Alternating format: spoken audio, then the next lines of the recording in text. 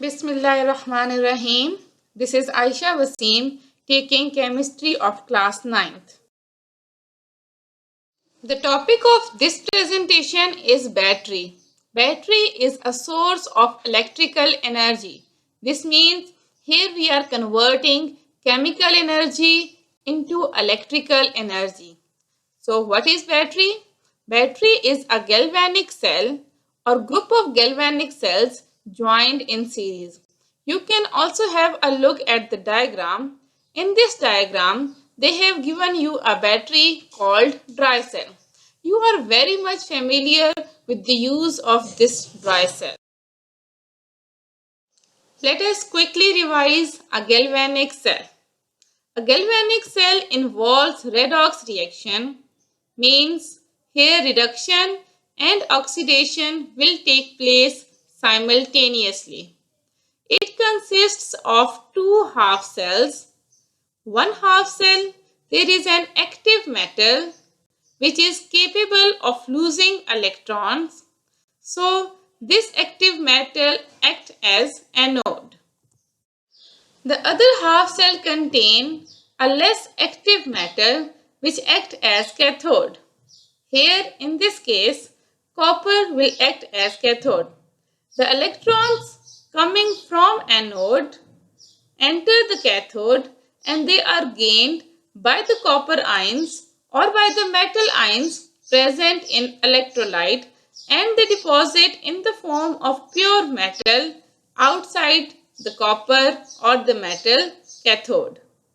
When electrons coming from the anode enter the wire, then this is the point where we can utilize it as electricity.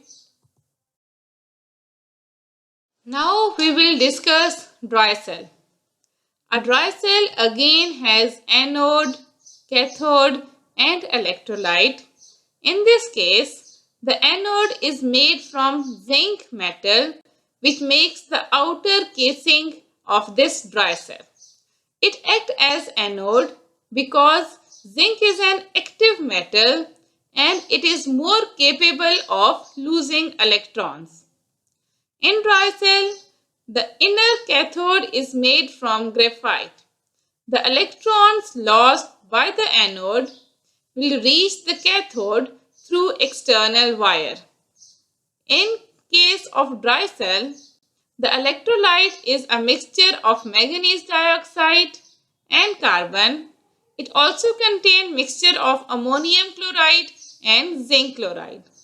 These dry cells are used to power flashlights, toys and other small appliances.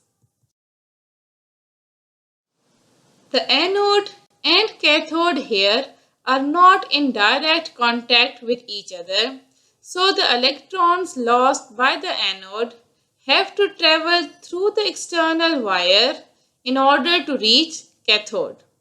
This is a small circuit indicating how dry cells are used. The zinc casing, which is acting as anode, will lose electrons. These electrons will travel along the external wire where we can use to switch on certain electrical appliances. When they travel back to the cell, they enter the positive terminal, which is the cathode made from graphite. We can also use a switch here. The switch is used to complete or to break the circuit.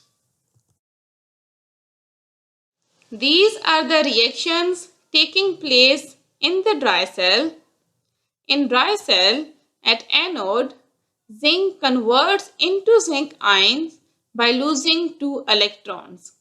These electrons, after passing through the external wire, reach cathode where they are gained by the ammonium ions and manganese dioxide which converts into manganese 3 oxide, ammonia and water.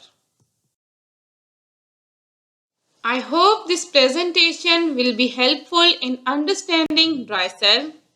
Take care. Allah Hafiz.